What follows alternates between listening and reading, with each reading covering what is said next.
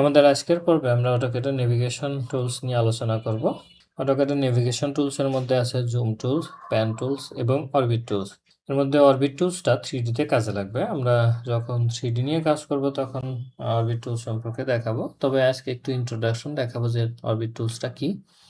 তবে আমাদের এই নেভিগেশন টুলসগুলো ইউজ করার জন্য আমাদের একটা 3 বাটন মাউস লাগবে, যেটা লেফট ক্লিক করা যাবে, রাইট ক্লিক করা যাবে এবং একটা স্ক্রোলিং হুইল থাকতে হবে। ধরে নিই সবারই এই 3 বাটন মাউস আছে। চলেন আমরা আমাদের স্ক্রিনের দিকে খেয়াল করি। এটা আমাদের মাউস কার্সরটার দিকে খেয়াল করেন। আমি এই ড্রয়িংয়ের যেকোনো একটা পয়েন্টে আমার সাপোজ এই পয়েন্টে মাউস কার্সরটা রাখলাম। এরপর আমি আমাদের মাউস হুইলটা সামনের দিকে ঘোরাবো। তাহলে এই পয়েন্টে আমার জুম ইন হচ্ছে এবং মাউস হুইলটা আমি যদি পেছনের দিকে ঘুরাই তাহলে এটা জুম আউট হচ্ছে। একটা বিষয় লক্ষ্য করেন, এই যে আমি এই পয়েন্টে যখন কার্সর রাখছি তখন এই পয়েন্টকে সেন্টার ধরে আমার জুম ইন জুম আউট হচ্ছে। আমি যদি অন্য পয়েন্টে নিয়ে যাই কার্সরটা তাহলে সেই পয়েন্টকে ধরে জুম ইন এবং জুম আউট হবে। তার মানে হচ্ছে আমাদের কার্সরটা যেই পয়েন্টে থাকবে সেই পয়েন্টটি হচ্ছে আমাদের জুম ইন বা জুম আউটের সেন্টার পয়েন্ট। এখন আমি আবার ড্রয়িংটা জুম আউট করলাম। এখন খেয়াল করেন আমাদের যে কার্সরটা আছে, আমি যদি আমার মাউসের হুইলটা চেপে ধরি তাহলে আমার কার্সরটা একটা হাতের মতো সিম্বলে পরিণত হচ্ছে। এখন আমি এই অবস্থায় আমার ড্রয়িংটা ডাইনে বামে সামনে পেছনে এরকম টেনে যে কোনো জায়গায় রাখতে পারি। এখন আমরা আমাদের যে জুম ইন জুম আউট এবং প্যানিং যে টুলস সম্পর্কে জানলাম, এর একটা বার আছে এই ডাইন সাইডে, এটা হচ্ছে আমাদের নেভিগেশন বার। এই নেভিগেশন বারে আসলেই হাতের মতো একটা সিম্বল দেখতে পাবেন। আমি যদি আমার মাউসের লেফট ক্লিক করি এখানে এসে, তাহলে আমার মাউস পয়েন্টারটা হাতের মতো সিম্বল পার্মানেন্টলি পরিণত হচ্ছে। তো আমি এটাকে ইউজ করে আমার ড্রয়িংটা সামনে পিছনে রাখতে পারবো। আমি যদি আবার এসকেপ বাটন চাপি তাহলে আমার প্যান অপশনটা থেকে আমি বের হয়ে আসতে পারবো। এই প্যানের নিচে আমাদের আর একটা অপশন দেখেন, সেটা হচ্ছে আমাদের জুম অপশন। এর নিচে ছোট্ট একটা তীর চিহ্ন আছে, এই তীর চিহ্নে ক্লিক করলে আমি বেশ কিছু অপশন দেখতে পাবো। তার মধ্যে প্রথম অপশন আছে জুম এক্সটেন্ড। আমি যদি এখানে ক্লিক করি তাহলে আমার ড্রয়িংটা আমার ফুল স্ক্রিনের মধ্যে ফিট হয়ে যাচ্ছে। এরপরে আমি আসি আমার জুম উইন্ডো যদি সিলেক্ট করি এবং ড্রয়িংয়ের যে কোনো পার্ট সিলেক্ট করি তাহলে সেই অংশটা আমার স্ক্রিনের মধ্যে ফিট হচ্ছে। এরপর আমি জুম প্রিভিয়াসে যদি ক্লিক করি তাহলে আমার স্ক্রিনটা আগের যে জুমের অবস্থায় ছিল সেই অবস্থায় চলে আসবে। এরপরে আমাদের যে অপশন আছে জুম রিয়েল টাইম, এটাকে যদি সিলেক্ট করি তাহলে আমার কার্সরটা ম্যাগনিফায়ার গ্লাসে পরিণত হচ্ছে।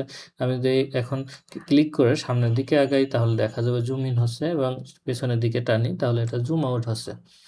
এই রিয়েল টাইম ইউজ করার জন্য আপনাকে অবশ্যই কম্পিউটার অবশ্যই গ্রাফিক্স কার্ড থাকতে হবে। গ্রাফিক্স কার্ড না থাকলে এই অপশনটা আসলে অ্যাক্টিভ হবে না। আমাদের এরপর আরও কিছু অপশন আছে জুম ইন জুম আউট, এগুলো আমরা সচরাচর ইউজ করে থাকি। যেমন জুম ইন জুম আউট এই অপশনগুলো আমরা অলরেডি শিখে গেছি। আর যে অপশন আছে এই অপশনগুলো সাধারণত খুব বেশি কাজে লাগে না, যদি কখনো কাজে লাগে তখন সেটা আমরা দেখাবো। আমাদের পরবর্তী অপশনটা আছে অরবিট অপশন। এখন খেয়াল করেন আমাদের যে ড্রয়িংটা আছে এই ড্রয়িংটা মূলত একটা প্লেনের উপর আছে।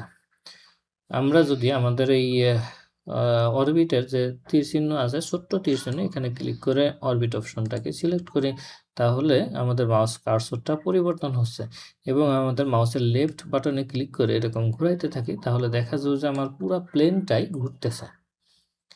তার মানে আমরা যে 2D প্ল্যানে ড্র করছিলাম সেই 2D প্ল্যানটা এখন 3D প্ল্যানে পরিণত হয়েছে। মূলত আমরা যখন 3D নিয়ে বিস্তারিত আলোচনা করব তখন এই সম্পর্কে আরও আমরা জ্ঞান অর্জন করতে পারবো। তো আমি এই অপশন থেকে আপাতত বের হয়ে আসি।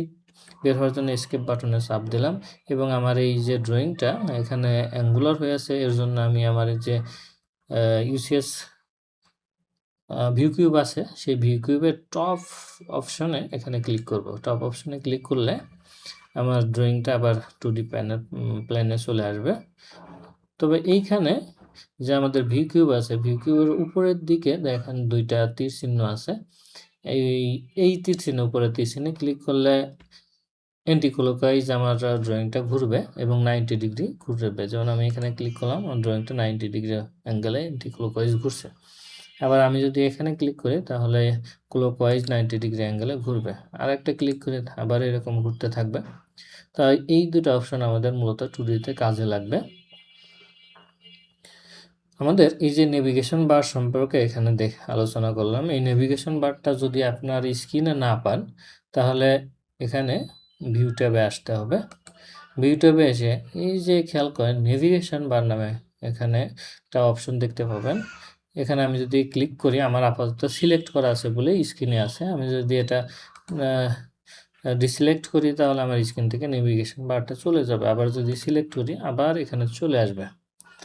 এখন এই নেভিগেশন বারের আর একটা প্যানেল আছে। এই প্যানেল পাওয়ার জন্য আমাকে এই রিবন প্যানেলে এসে রাইট ক্লিক করতে হবে। রাইট ক্লিক করে শো প্যানেলে নেভিগেটের মধ্যে এখানে খেয়াল করেন প্যান আছে, অরবিট আছে, এক্সটেন্ট আছে। মানে আমার প্যান টুলস, এক্সটেন্ট টুলসটা মূলত জুম টুলসই। যেমন আমি আমাদের জুম এখানে জুমের যে ফাংশনগুলো দেখতে পাচ্ছেন সেই ফাংশনগুলো মূলত এখানে আছে। তো এই ছিল আমাদের আজকের নেভিগেশন বার সম্পর্কে আলোচনা। সবাই একটু প্র্যাকটিস করব আমাদের নেভিগেশন টুলসগুলো নিয়ে, এবং পরবর্তী টিউটোরিয়ালে আবার আপনাদের সাথে কথা হবে। সে পর্যন্ত ভালো থাকবেন সবাই, ধন্যবাদ।